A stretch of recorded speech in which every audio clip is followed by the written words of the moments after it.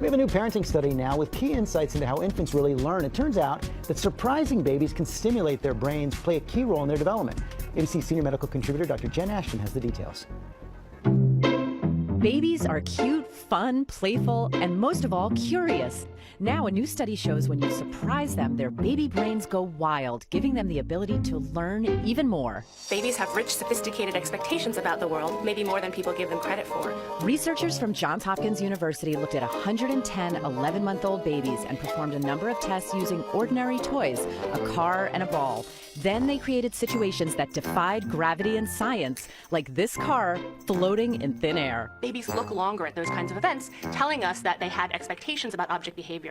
Babies, it seems, are wired to search for why, just like adults. These results are important because it shows that infants can use their really sophisticated knowledge about the world, about how objects behave, to then harness or guide their future learning. These babies may be small, but what they lack in size, they make up for with baby brilliance. Young infants, long before they get formal schooling, before they can even talk, have surprisingly rich expectations about the world. So during the next playtime, add a surprise or two and give that baby brain a boost.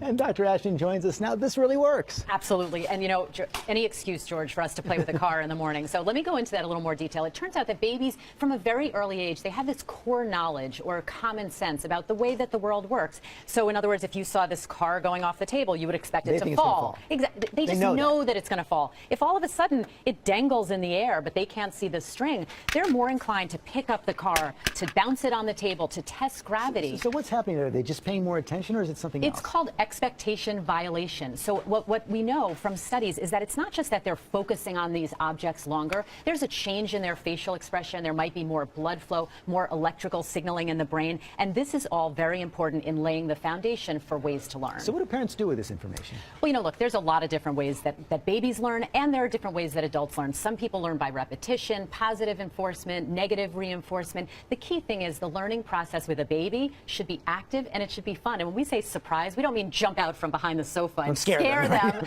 But things should be inquisitive, and the more active you make it, the more learning will go on. Yeah, and surprise can be delightful. And this might be true even at our age. I think it just exactly. Okay. Dr. Ashton, thanks very much.